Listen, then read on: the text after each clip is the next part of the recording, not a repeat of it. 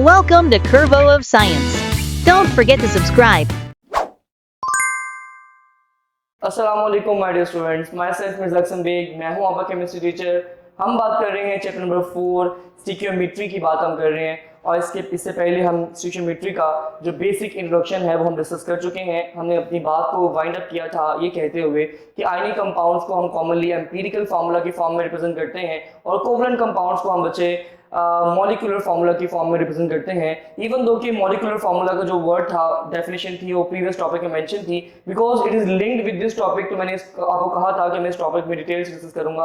आज हम बच्चे इस लेक्चर में डिटेल से बात करेंगे एम्पिरिकल फार्मूला की। और याद रखिएगा, हम सिर्फ और सिर्फ यहाँ पर टू द पॉइंट बातें नहीं बल्कि बहुत सारी कॉन्सेप्ट बिल्डिंग भी कर रहे हैं। और कॉन्सेप्ट बिल्डिंग के लिए जैसे कि बुक में हमारे पास अगर 2 से 3 एग्जाम्पल, तो हम सारा एग्जाम्पल डिस्कस करते हैं ताकि आपका कॉन्सेप्ट बिल्ड हो जाए।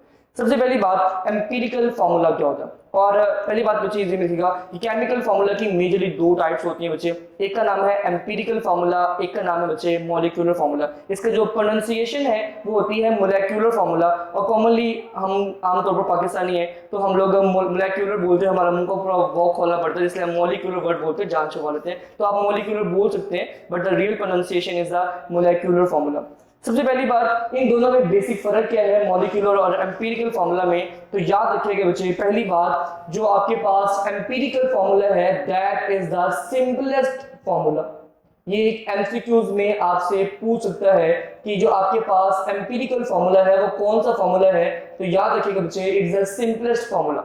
अब ये करता क्या, अब मैं यहाँ पर 2 बातें करूंगा। कॉमनली एक बात को जरा बड़े ही क्लियर वर्ड्स में और बड़ी ही बेसिक सी बात है, इसको जरा समझेगा।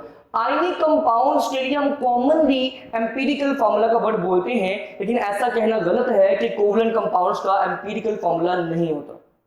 हम दोनों को बात करेंगे। इससे पहले मैं टॉपिक पर आऊं और आपको डिफाइन करूं, हमने लास्ट लेक्चर में डिटेल से बात की थी कि ionic compounds are made up of opposite ions and covalent compounds are made up of different atoms. इस बात को ध्यान में रखिएगा ताकि हम अपनी बात को अच्छी तरह से डिस्कस कर सकें। सुनिए बच्चे, बात मैं बोलता हूं कि ये एक ऐसा केमिकल फार्मूला है जो करता बच्चे क्या है, विच represents the type of chemical formula which represents the simplest whole number ratio, simplest whole number ratio of different ions. अब सवाल है, मैंने डिफरेंट आयंस का वर्ड यहां पर क्यों मेंशन किया। डिफरेंट आयंस का वर्ड इसलिए मेंशन किया क्योंकि मैं एम्पिरिकल फार्मूला को डिफाइन कर रहा हूं आयनिक कंपाउंड्स के लिए। और हम ये बात जानते हैं कि आयनिक कंपाउंड जो होते हैं वो आयन से मिलकर बनते हैं। आप बोलेंगे with the type of chemical formula which represents the simplest whole number ratio of different ions in an ionic compound. याद रखिएगा, इन एन आयनिक कंपाउंड। ये है जी बेसिक डेफिनेशन एम्पिरिकल फार्मूला की। अगर मैं इसी बात को मैं बोलूं कोवलेंट कंपाउंड के लिए, तो आपने करना क्या है, आपने सिंपली ये जो आयन का वर्ड है यहां पर आपने एटम्स कर देना। अभी हम डिटेल से एग्जांपल डिस्कस करेंगे और कांसेप्ट बिल्ड करेंगे। बेसिक डेफिनेशन सुनेगा, it is the type of chemical formula which represents the simplest whole number ratio, simplest whole number ratio of different atoms in a covalent compound। ये है जी basic difference. जहां पर मैंने word ion बोला और यहां बच्चे मैंने वर्ड बोला एटम। ये बात हम पहले कर चुके हैं कि आयनिक कंपाउंड में आयन्स होते हैं और कोवलेंट कंपाउंड्स में एटम्स होते हैं। ये थी बच्चे इसकी बेसिक सी डेफिनेशन। अब मैं एक बात डिस्कस करता हूँ। सपोज करें बच्चे मेरे पास ना एक छोटी सी एग्जांपल है और वो एग्जांपल है जी, सपोज करें मेरे पास है, मैं यहाँ बिल्कुल लिखता हूँ कि कैल्शियम क्लोराइड है बच्चे। अभी कैल्शियम क्लोराइड एक आयनिक कंपाउंड, कैल्शियम क्लोराइड बच्चे मेरे पास क्या है, एक आयनिक कंपाउंड है। इस कैल्शियम क्लोराइड में जो कैल्शियम के आयंस हैं वो 1 है और क्लोराइड के आयंस 2 हैं। तो बोलूंगा यहाँ पर जो सिंपलेस्ट रेशियो है वो है 1:2। किसकी, कैल्शियम और क्लोराइड की। अगर बच्चे मैं बात करता हूँ पोटाशियम ब्रोमाइड की बात करता हूँ KBr, याद रखिएगा लास्ट टॉपिक में आपका सेकंड पैराग्राफ था, वहां पर पोटाशियम ब्रोमाइड का फॉर्मूला बुक में गलत लिखा हुआ है, इसको ठीक कीजिएगा। ये ब्रोमीन का सिंबल है सिर्फ 20 स्मॉल लेटर में लिखा हुआ है, ये टेक्निकल मिस्टेक है, इसको ठीक कीजिएगा। अब बताइएगा बच्चे यहाँ पर अगर मैं एम्पिरिकल फॉर्मूला की बात तो बोलूंगा कि यहाँ पर एक पोटाशियम है और एक ब्रोमाइड है, यहाँ पर जो सिंपलेस्ट होल नंबर रेशियो है वो क्या बचे 1:1। एक बात ध्यान में रखिएगा कि आयनिक कंपाउंड्स हमेशा एम्पिरिकल फार्मूला की फॉर्म में ही एग्जिस्ट करते हैं। रीजन इज दैट कि वो पहले ही सिंपलेस्ट फॉर्म होता है। कोई ऐसा आपको ऑर्गेनिक कंपाउंड नहीं मिलेगा जिसमें आप यूं कह सकते हैं कि आपके पास वहां पर आपको सिंपलीफाइड वे में नहीं है। कोई भी एग्जांपल कोट करें, अभी बाकी हम एग्जांपल आगे कोट करेंगे भी। अब बच्चे जरा एक बात साथ में याद कर लें कि मॉलिक्यूलर फार्मूला क्या होता है। मॉलिक्यूलर फार्मूला कॉमनली मॉलिक्यूल्स के लिए बोलते हैं। बच्चे हम बोलते हैं कि ये एक ऐसा केमिकल फॉर्मूला है, type of chemical formula which represents the exact number of, exact word बोल सकते हैं या बच्चे आप एक्चुअल नंबर का वर्ड बोल सकते हैं, actual number of different atoms in a compound. किसी भी कंपाउंड में आप यूं कह लें कि आपके पास किस एटम के नंबर्स कितने हैं, आपको एग्जैक्ट नंबर के बारे में अगर इंफॉर्मेशन कलेक्ट करनी है तो मुझे ऐसे केमिकल फॉर्मूला को क्या बोलते हैं, मॉलिक्यूलर फॉर्मूला बोलते हैं। प्रोनाउंसिएशन की है मोलेक्युलर फॉर्मूला। अब अच्छे डिटेल से मैं आगे मैं इसका सेकंड पोर्शन जो है टॉपिक का उस पे जाने से पहले आपसे एक छोटा सा सवाल पूछूंगा। मैंने बोला कि कोवलेंट कंपाउंड्स को हम जनरली आयनिक कंपाउंड की फॉर्म में एम्पिरिकल फार्मूला की फॉर्म में भी लिख सकते हैं और हम बच्चे उसको हम लोग मॉलिक्यूलर फार्मूला की फॉर्म में लिख सकते हैं, लेकिन आयनिक कंपाउंड्स को हम हमेशा एम्पिरिकल फार्मूला की फॉर्म में ही लिखते हैं। तो आपसे अगर सवाल पूछा जाए कि ionic compounds are always expressed in, अगर आपसे एमसीक्यू पूछा जाए, ये बुक के स्टेटमेंट से एमसीक्यू निकाला है, आपसे पूछा जा सकता है। पहला सवाल ऑप्शन है बच्चे के पास molecular formula, structure formula, empirical formula या both A and B, whatever जो आप ऑल ऑफ दिस कह ले। तो आपका जो राइट आंसर बच्चे वो हमारे पास क्या होगा बच्चे, वो राइट आंसर होगा एम्पिरिकल फार्मूला, क्योंकि हम आयनिक कंपाउंड को हमेशा एम्पिरिकल फार्मूला की फॉर्म में रिप्रेजेंट करते हैं। लेकिन एक बात जरूर रखिएगा कि कोवलेंट कंपाउंड का बच्चे, अगर बच्चे हम बात करें कोवलेंट कंपाउंड्स की बात करें तो कोवलेंट कंपाउंड्स का बच्चे एम्पिरिकल फार्मूला भी हो सकता है बच्चे और मॉलिक्यूलर फार्मूला भी हो सकता है। अगर आपसे जनरली पूछा जाए कि कोवलेंट कंपाउंड्स हम किस फार्मूले से रिप्रेजेंट करते हैं तो हम मॉलिक्यूलर फार्मूला बोलते हैं, लेकिन हम उसको एम्पिरिकल फार्मूला में लिख सकते हैं। लेकिन आयनिक कंपाउंड का मॉलिक्यूलर फार्मूला में नहीं लिखते क्योंकि वो पहले ही सिंपलीफाइड वे में होता है। अब बच्चे हमें डिटेल से बात करनी है कि molecular formula of covalent chemical compounds, हमारे पास बहुत सारी पॉसिबिलिटीज हैं। उसमें 3 पॉसिबिलिटीज इसमें बुक में डिस्कस की हुई है और 4th पॉसिबिलिटीज साइड बॉक्स में आपसे सवाल किया हुआ है, हम उसकी बात भी लास्ट में करेंगे। पहली पॉसिबिलिटी नंबर 1, हमारे पास ऐसे कोवलेंट कंपाउंड्स भी हैं जिनका empirical and molecular formula same होता है। हमारे पास ऐसे कोवलेंट कंपाउंड्स भी हैं which have a same empirical and molecular formula, which have same empirical and molecular formula. First possibility, याद रखिएगा बहुत सारे एग्जांपल्स ऐसी हैं जिनमें एम्पिरिकल और मॉलिक्यूलर फार्मूला सेम होता है। सपोज करें हम वाटर की बात करें, वाटर का जो मॉलिक्यूलर फार्मूला है वो होता है H2O। आइए एक बात सीखते हैं कि अगर आपने किसी भी कंपाउंड में सिंपलेस्ट होल नंबर रेशियो निकालनी हो तो कैसे निकालते हैं। सपोज करें मेरे पास यहाँ पर मैं साइड लिखता हूँ, यहाँ पर बच्चे मेरे पास है H2O। अगर मैं इसमें कॉमन लूं तो मैं क्या कॉमन ले सकता हूं कि मजीद कॉमन लेने की गुंजाइश ना बचे और मेरे पास जो नंबर है वो होल रहे। आप देखिए मुझे यहाँ पर ऑक्सीजन 1 है, अगर मैं कुछ भी कॉमन लूंगा तो जो ऑक्सीजन की वैल्यू है वो पॉइंट में चल जाएगी। तो मैंने यहाँ मेंशन किया कि सिंपलेस्ट होल नंबर रेशियो वो नंबर होल नहीं रहेगा, वो नंबर फ्रैक्शंस में चला जाएगा। इसलिए यही बच्चे इसका एम्पिरिकल फार्मूला है और यही बच्चे इसका मोलेक्युलर फार्मूला। अगर बच्चे बात की जाए अमोनिया की तो अमोनिया का जो बच्चे फार्मूला होता है, केमिकल फार्मूला होता है NH3। अब इसमें नाइट्रोजन हमारे पास एक है तो मैं मजीद कॉमन ले नहीं सकता, इसका मतलब क्या होगा कि इसका यही एम्पिरिकल फार्मूला है और यही इसका बच्चे क्या है, मॉलिक्यूलर फार्मूला। अगर बच्चे मीथेन की बात की जाए, क्योंकि ये एग्जांपल्स हम लास्ट टॉपिक डिस्कस कर चुके थे इसलिए मैंने यहाँ पे कोड कर दी बच्चे कि आपके लिए प्रॉब्लम ना हो। CH4 की बात करें, मीथेन CH4 की हम बात करें तो यहाँ पे कार्बन के एटम जो कितने हैं, एक है, तो बच्चे यहाँ पर भी हम मजीद कॉमन नहीं लिख सकते, तो बच्चे यहाँ पे कह सकते हैं कि ये ही इसका एम्पिरिकल फार्मूला है और यही मॉलिक्यूलर फार्मूला है। एक छोटा सा टोटका। अब बच्चों के दिमाग में एक सवाल आता है कि सर ऐसे कंपाउंड्स ही होंगे जिनका मॉलिक्यूलर और एम्पिरिकल फार्मूला सेम होगा, वो उनमें कोई ना कोई एक एटम कम से कम 1 में आएगा, लेकिन ऐसा रियलिटी में पॉसिबल नहीं है। हमारे पास बहुत से एग्जांपल्स ऐसे भी हैं जहां पर पूरे कंपाउंड में कोई एक एटम भी 1 नहीं है बट उनका एम्पिरिकल और मॉलिक्यूलर फार्मूला सेम है।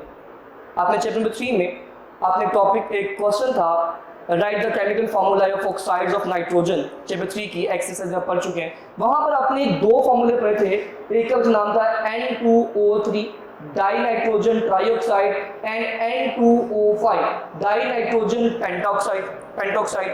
अब बताएं जरा इसमें अब क्या कॉमन है, ये 2 है ये 3 है, कॉमन नहीं आ सकता, ये कुछ भी कॉमन लेंगे आपके पास वैल्यू पॉइंट चल रही।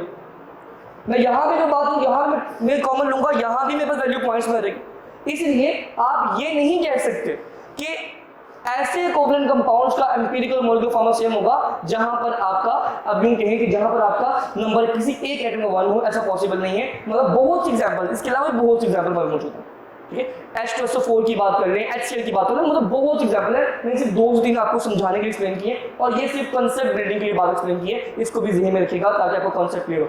सेकंड पॉसिबिलिटी, हमारा बेतहाशा एग्जांपल्स ऐसे हैं जिनका मॉलिक्यूलर और एम्पिरिकल फार्मूला सेम नहीं है, दे हैव डिफरेंट। बुक में लाइन लिखी हुई है कि कोवलेंट कंपाउंड्स का एम्पिरिकल मॉलिक्यूलर फार्मूला मे भी सेम हो सकता है और मे भी डिफरेंट होता है।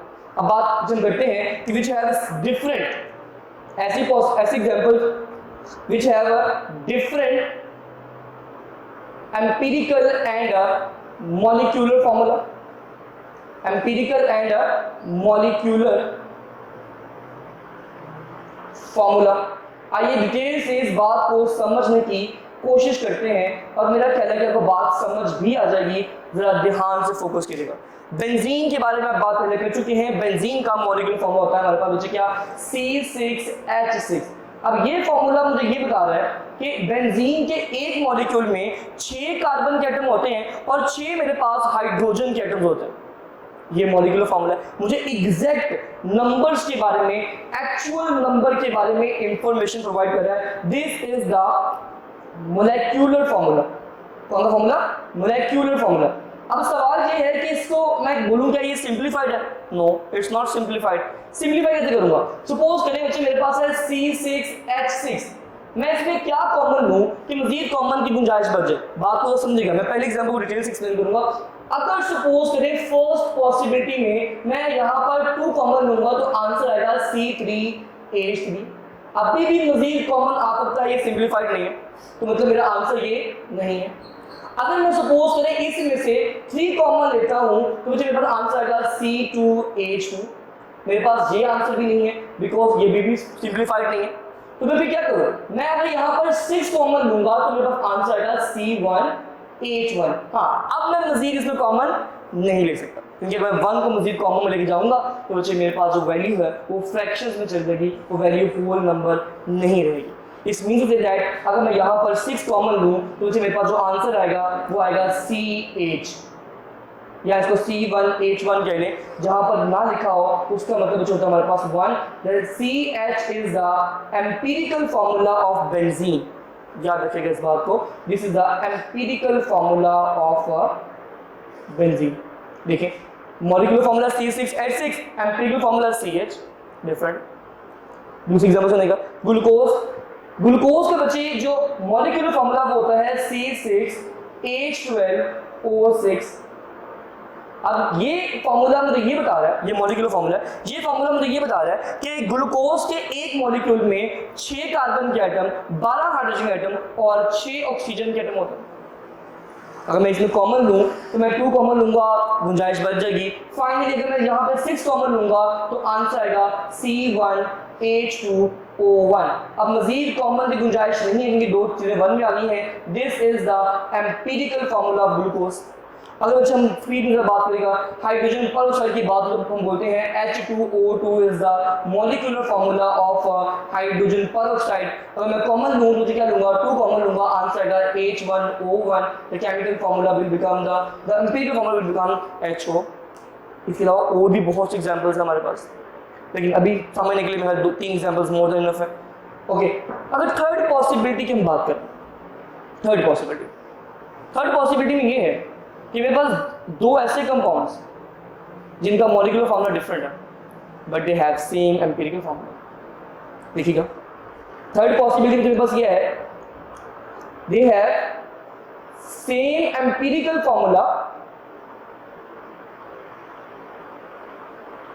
they have same empirical formula but different molecular formula।